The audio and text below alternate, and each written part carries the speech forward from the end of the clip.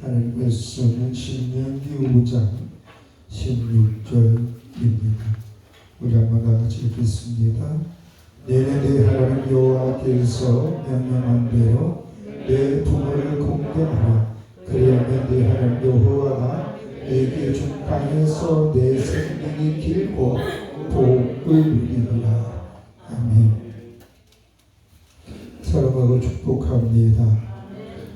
저는 지난주에 히브리서 9장 27절 말씀으로 예수님을 영접한 사람, 예수님을 구주로 영접한 사람들은 이 세상에서 행복하게 살고 감사하게 사시다가 죽음을 맞이하면 다 천국에 들어간다라고 전했습니다.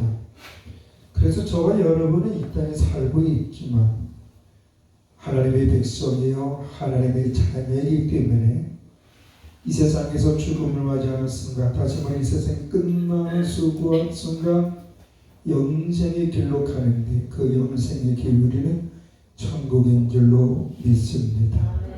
그렇다면 천국 가는 우리 성도님들은 여러분의 남은 여생과 또 여러분이 결혼한 사람들은 자녀들이 하나님 앞에서 어떻게 살아야 하나님의 복을 받게 되는지 알고 또 알고 있는 것을 모르는 사람들에게나 여러분이 사랑하는 자녀들에게 가르쳐주는 삶이 되어야 한다고 봅니다.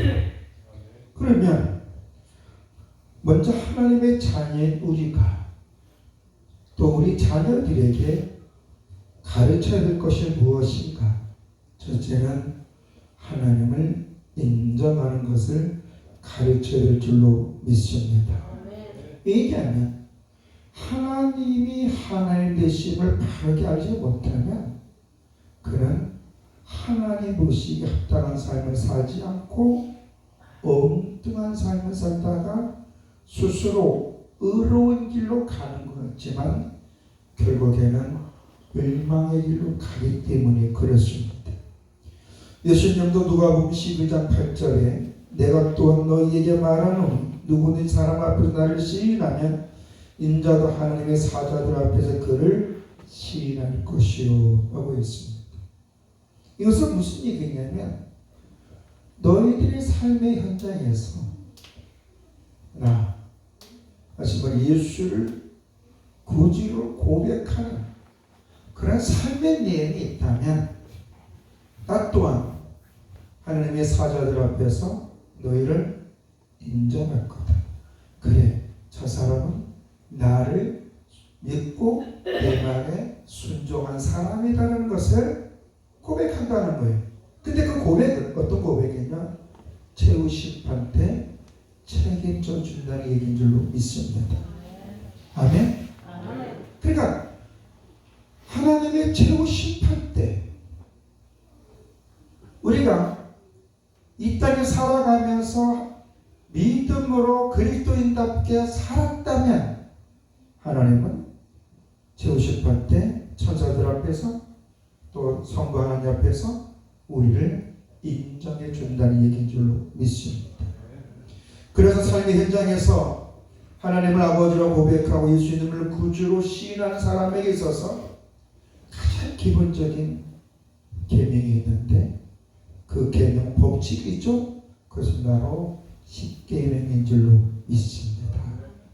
왜냐하면 이 십계명은 하나님의 이스라엘 백성들의 그 관계뿐만 아니라 오늘 예수님을 구주로 영접한 사람에게 있어서도 신앙의 가장 기본이 되는 것인 줄로 믿습니다.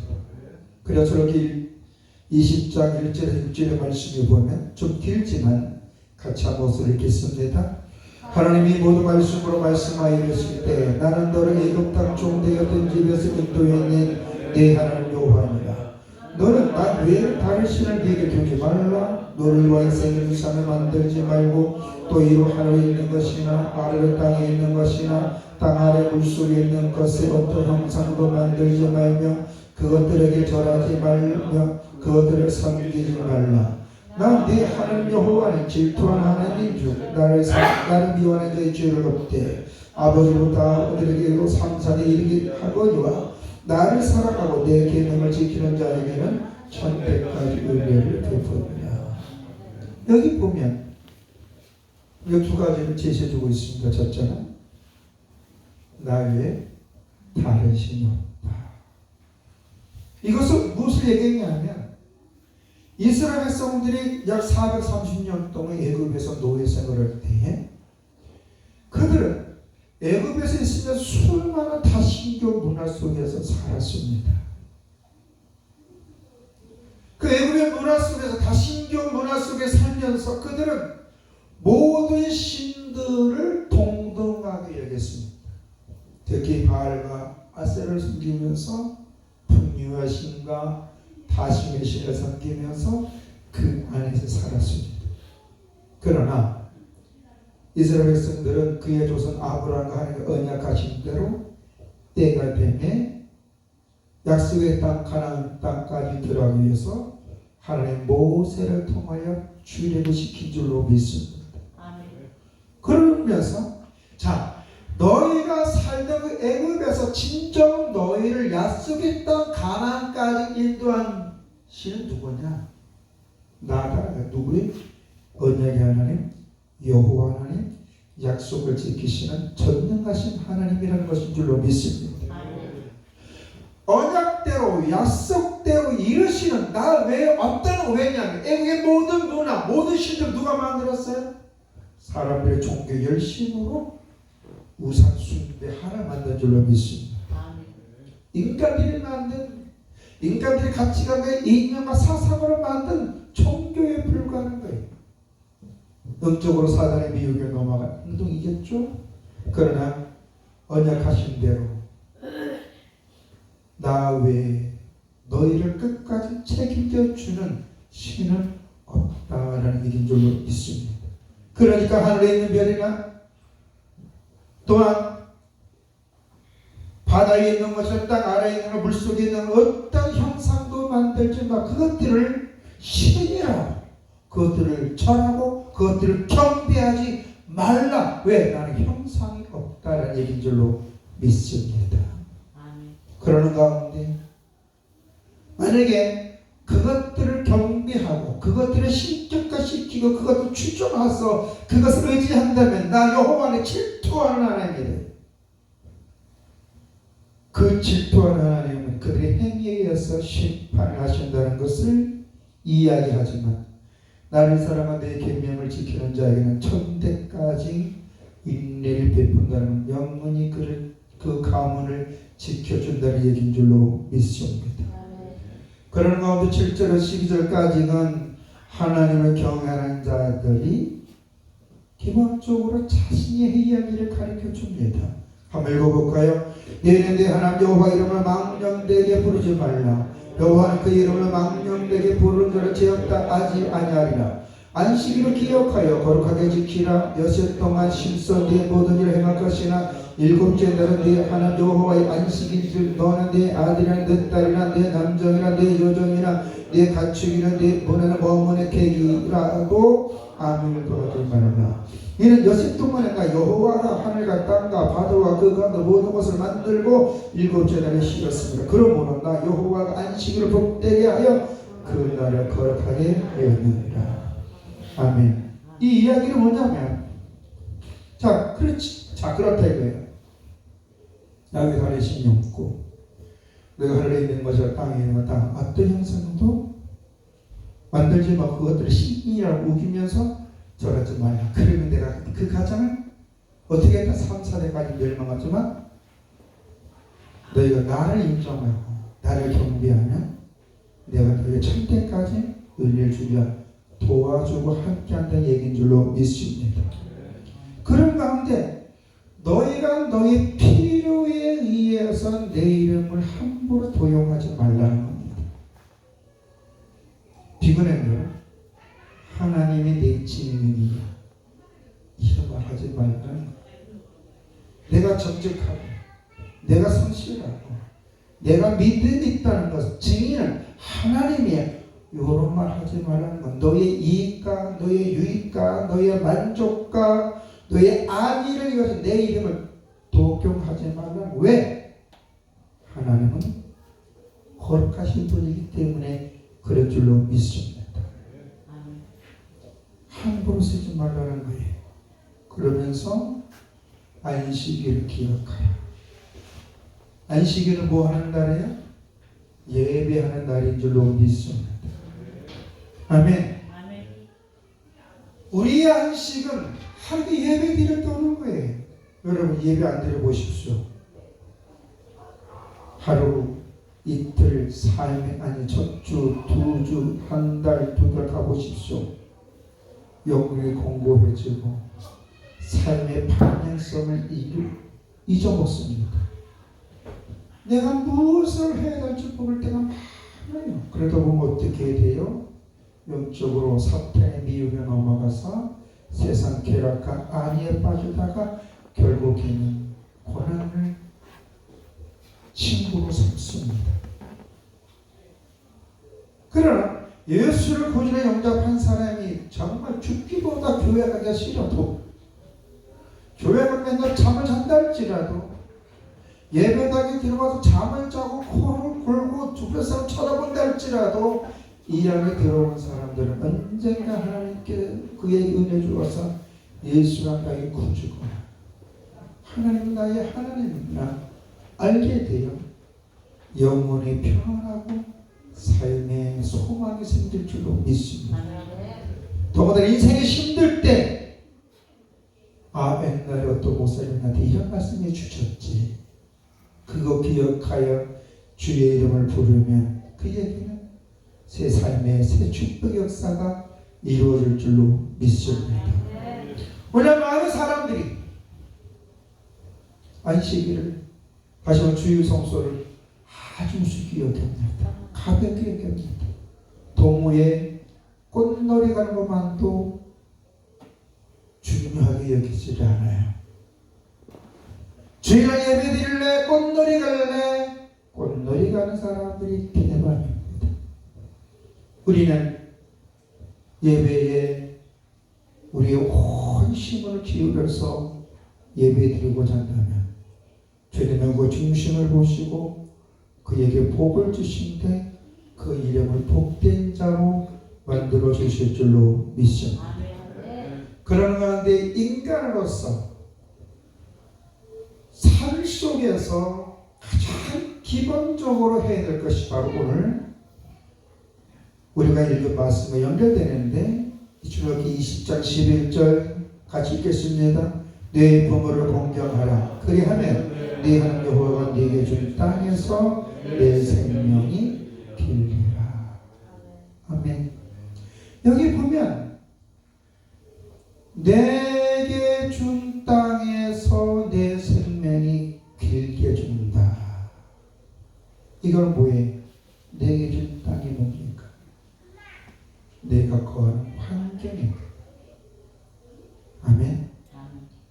네, 우리 장막도 될 수도 있고 일터도 될 수도 있고 내 사회 방언도도 될 수 있는 것. 그곳에서 어떻게 해준다? 복되게 해준다. 할렐루야. 믿습니까? 복은 다른 게 아니라 창조주신 하나님이 나의 삶을 책임져 주시는 거예요. 그러면 창조주시고 약속을 실행하시는 그 하나님이 나의 삶을 책임져 줄 때에 그 전에 내가 믿음으로 먼저 해야 할 것이 있는데, 그것은 인간으로서 부모를 공경해야 될 줄로 믿습니다. 그러기 위해서 우리는 어떻게 돼요? 하나님의 말씀을 가까이 해야 될 줄로 믿습니다. 왜냐하면 하나님의 말씀을 가까이 하지 아니하면 하나님의 뜻을 알지 못하고, 하나님의 뜻을 알지 못하면 하나님과 상관없는 행동, 부모가 인생이 걸리적거리기도 하고 자녀가 인생이 걸리적거리게 생각하는 사람들도 있다 이거예요. 어떤 사람은 부모 때문에 인생이 막막한 사람이 있다 그러고, 어떤 사람은 자녀 때문에 평생 힘들어하는 사람도 있다 이거예요. 이분은 다 대부분 뭐예요? 하나님의 말씀을 알지 못하고 하나님의 뜻을 깨닫지 못하고 자기의 삶의 도리를 알지 못해서 자기 만족 속에 있기 때문에 그래요. 하나님의 말씀을 안다는 것은 캄캄한 어둠 속에 빛이 있다는 거예요. 캄캄한 어둠 속에 빛이 있으면 자기가 원하는 길을 갈 수 있는 줄로 믿습니다. 왜냐하면 분별력이 생기기 때문에. 그러나 캄캄한 어둠 속에 빛이 없으면 어떻게 돼요? 자기 자신밖에 믿을 수 없어요. 왜? 사방에다 가로같이 깜깜해. 앞이 보이죠. 분별력이 없는 거예요. 그래서 여러분이 복된 자의 삶을 살려면 하나님의 말씀을 잘 알고 사랑하는 자들에게 하나님의 말씀을 전달해야 되는데, 성경에서 복 있는 사람들의 모습이 시편 1편 1절에 3절에 있습니다. 같이 읽어볼까요? 복이 있는 사람은 아기들의 길을 따르지 아니하며 죄인들의 길에 서지 아니하며 오만한 자리에 앉지 아니하고 오직 여호와의 율법을 즐거워하여 그의 율법을 즐겨하는 묵상하는도다. 그는 시냇가에 심은 나무가 철을 따라 열매를 맺으며 그 잎새 마르는 같으니 그가 하는 모든 일이 다 형통하리라. 이건 간단해요. 복 있는 사람이 누구냐? 복 있는 사람 가로 열고 평안하고 하는 일이 형통해지는 사람은 어떤 사람이냐? 가로 닫고 악인의 꾀를 따르지 않는다는 거예요. 여기서 악인이 누구예요? 하나님의 뜻보다 자기 생각이 먼저 있는 사람들. 하나님의 말씀도 교묘하게 이용해서 자기의 이름을 높이는 사람들. 하나님보다는 자신들의 집단 이기주의를 추구하는 무리들의 그들의 얄팍한 술수에 넘어가지 않는다는 겁니다. 왜냐하면 우리는 하나님 말씀 우리의 삶의 길이고 하나님 말씀 우리를 분별력 있고 어떻게 행동할 수 있는 깨달음을 주기 때문에 그렇습니다. 그리고 하나님 말씀을 알지 못하는 사람들은 오만 자기 우월주의에 산다는 것이. 그러나 진정 복된 사람들 하나님 말씀을 즐거워하며 묵상하며 살다 보니 그가 하는 일이 결과가 좋다는 거예요. 그의 시냇가에 심은 나무 철을 따라 열매를 맺으면 그 잎살 마르지 않 같으니 그가 하는 모든 일이 형통하리라. 그래서 하나님께서 주는 복은 평안과 하는 일의 결과가 좋다라는 겁니다. 요한계시록에서 보면 반드시 속히 일어날 일을 사도 요한에게 보였다 그랬습니다. 그리고 전도서 12장 12절 13절에는 일의 결과 다 들었으니 하나님의 경외와 그 명령을 지킬지어다. 이것이 모든 사람의 본분이니라. 하나님 모든 행위와 모든 은밀한 일을 선악간에 심판하신다고 그랬습니다. 그래서 복 있는 사람들은 하나님의 말씀을 가까이 하는 줄로 믿습니다. 그리고 하나님을 알지 못하는 사람들에게는 하나님의 말씀을 잘 이해시키려고 노력하는 줄로 믿습니다. 그게 중요해요. 하나님의 말씀 억지로 집어넣는다고 들어가지가 않아요. 왜? 인간이라는 기본 죄성이 있기 때문에 하나님의 말씀을 거부하기 때문에 그래요. 그러나 하나님의 말씀을 알고 있는 사람들은 삶으로 먼저 본을 보이고 입으로 그들에게 잘 설득하면 이슬비에 속옷도 좁고 낙수물에 바위도 뜯듯이 언젠가는 그들은 믿는 자들의 아름다운 모습을 보면서, 다시 말해서 하나님을 경외하는 자들이 형통한 모습을 보면서 주 앞에 나오는 문이, 마음의 문이 점점 열리게 되고 때가 되면 예배드리는 자가 될 수 있는 줄로 믿습니다. 그래서 우리는 삶의 근본을 하나님 말씀 앞에서 찾도록 도와줘야 될 줄로 믿습니다. 왜냐하면 삶의 근본은 하나님을 알 때 영혼이 평안하고 삶의 안정이 생기기 때문에 그런 줄로 믿습니다. 삶의 안정이 있고 소망이 있는 사람들은 스리감을 좋아한다고 합니다. 세 개를 좋아하는데 첫째는 감동입니다. 자손이 감동을 잘 받아요.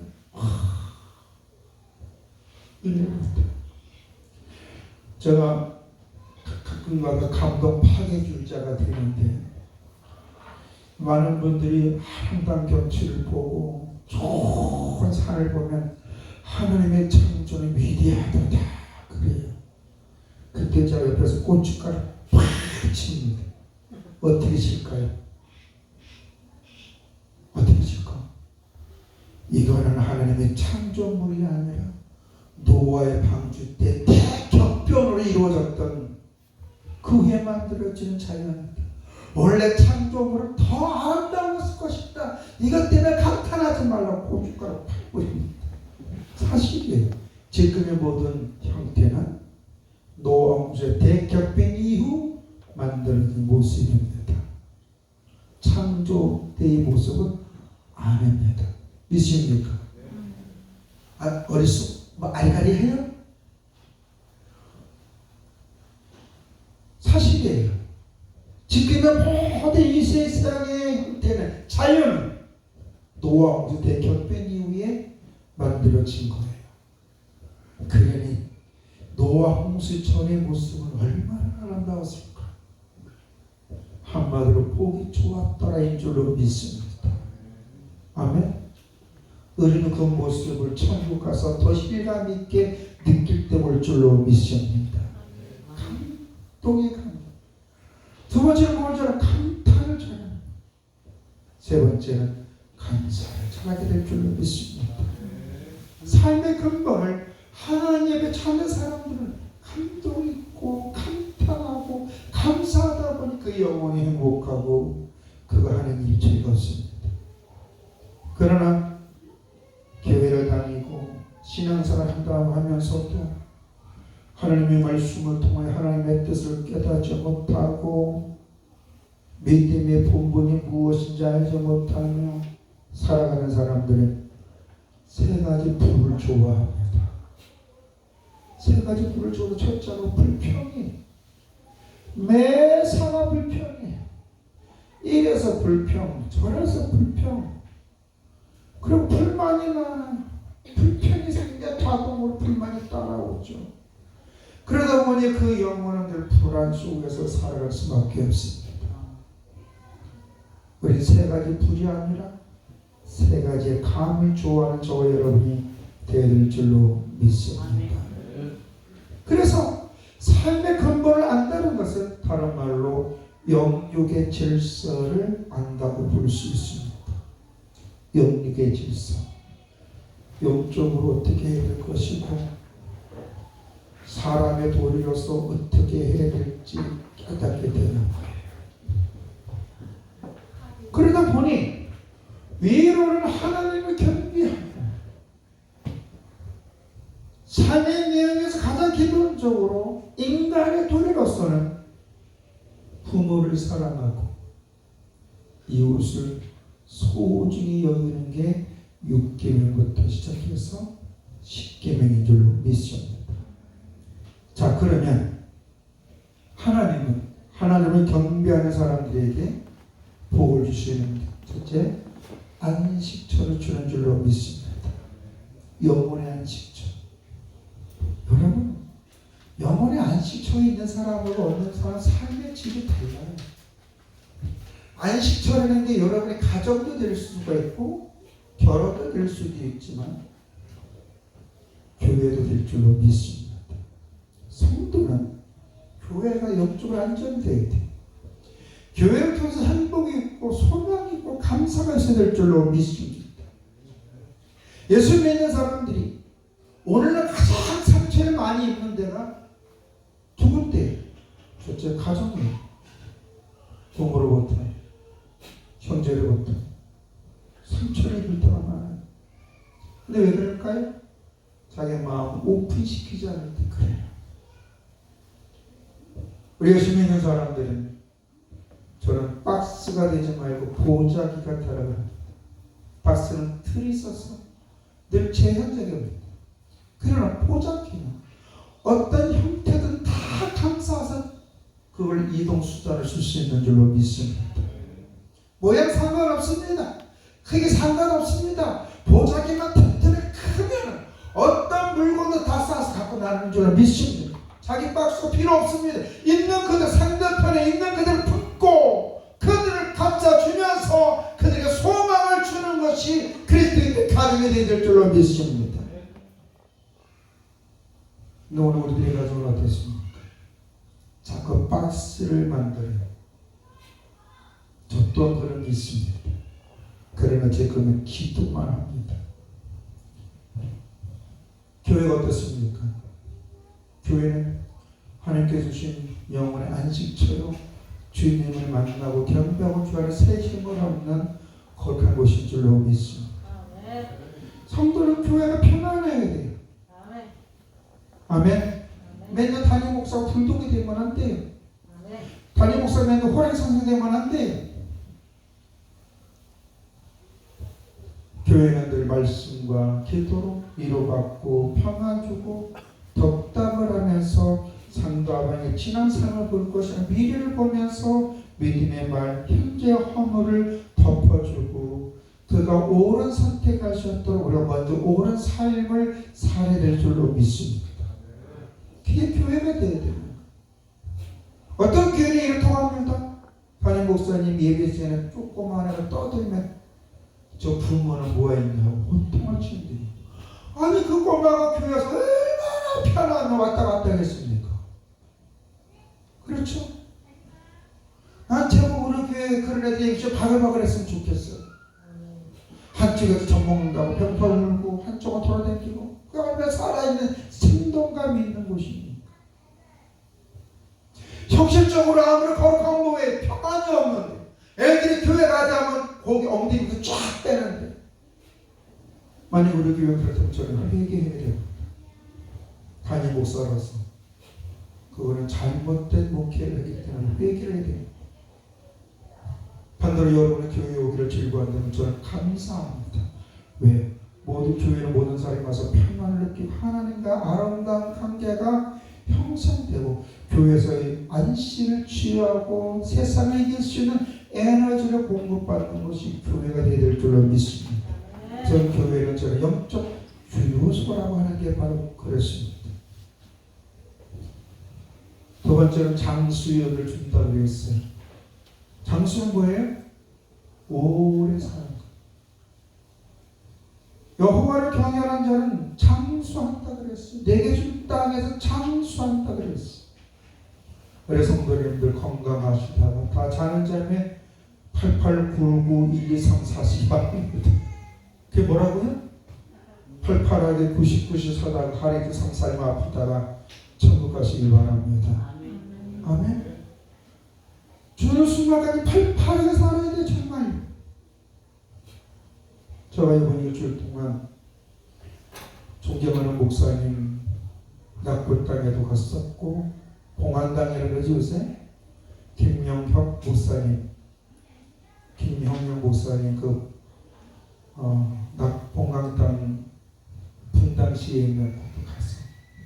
우리 사모님은 지난달에 정마무기도 하고, 저는 가슴 미어지도 하고, 또한 제가 아버지처럼 생각했던, 제가 청년 때 힘들 때 저를 도와주었던 그 아버지처럼 생각하는 그 박진원 목사님, 일명 세상에서는 뭐 이름이 있는 분이지만 저한테 그냥 아버지 같은 게 유튜브에 올려놓은 한번 보셨는지,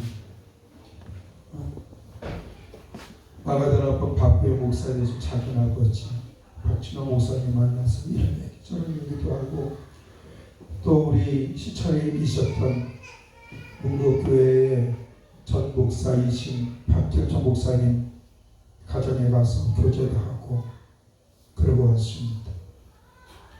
장수의 은혜, 건강의 은혜를 받아야 될 줄로 믿습니다. 근데 장수의 은혜 살 때는 건강이 있어야 돼요. 뭐도 있어야 돼요? 돈도 있어야 됩니다. 그렇죠? 돈 없이 오래 살아보면 여기서 돈 없으면 어른 역할도 못해요. 여러분들이 나이가 드실수록 돈이 많아지기를 축원합니다. 그러면 자손들이 잘 돼야 되겠죠. 아멘. 그래서 세 번째, 복을 누려야 되는 거예요.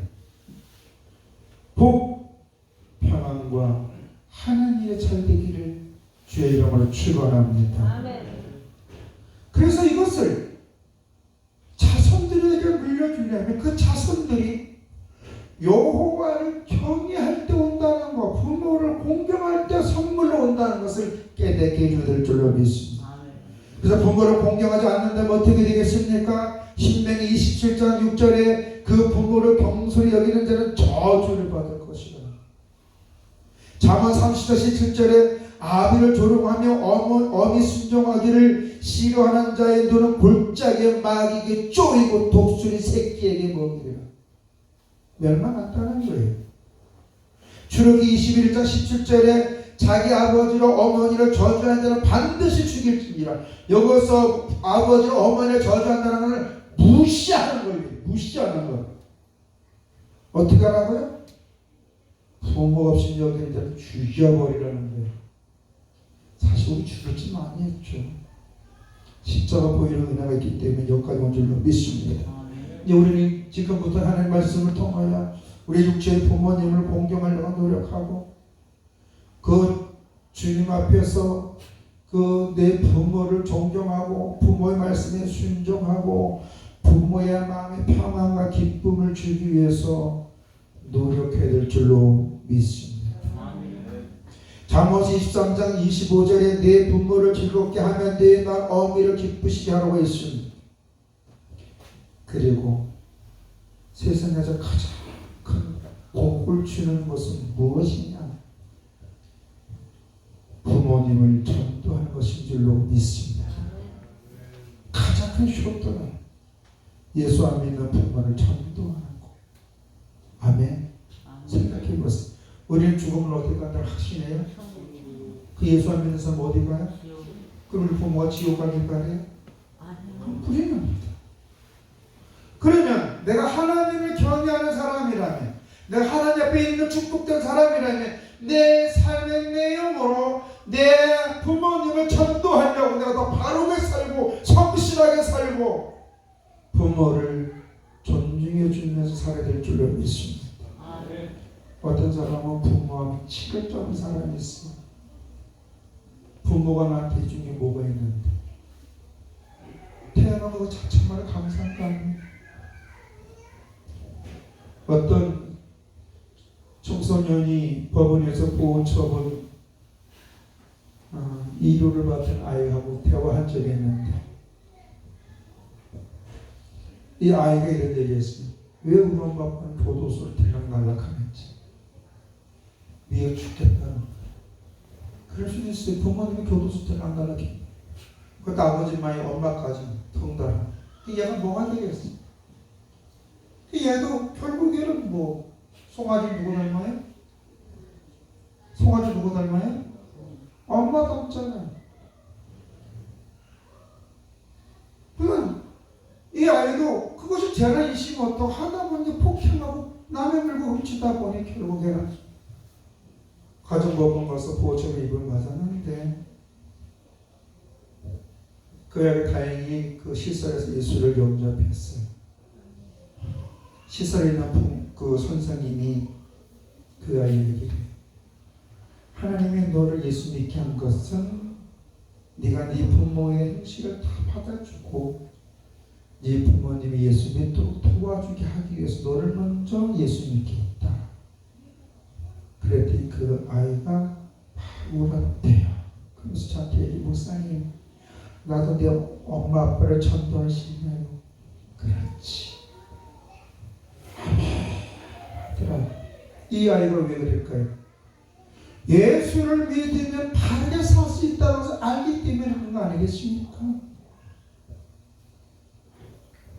부모님하고 교회를 다니지 않으시는 분이 있다면 부모님을 전도하기 위해서라도 우리는 더 열심히 살고 부모님에게 덕담을 하고 고마움을 표현하다 보면 여러분 영혼은 행복해지고 하시는 일에 하나님의 은혜가 임하여서 결국에는 형통하고 안정되게 될 줄로 믿습니다. 기도하겠습니다. 좋으신 아버지 하나님, 하나님의 복이 있는 사람은 하나님이 경외하는 것만큼 내 육신의 부모도 존경하고 또 부모에게 기쁨과 소망을 주기 위해 노력합니다.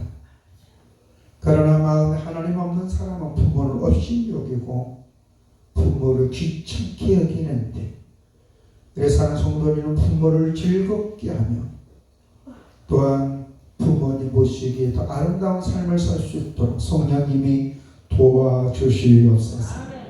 혹여 우리 성도님들 가족 중에 아직 예수를 믿지 않는 분들이 있다면 그들을 전도할 수 있도록 우리 성도들의 삶을 축복해 주시고 저들 앞길을 형통케 해 주시옵소서.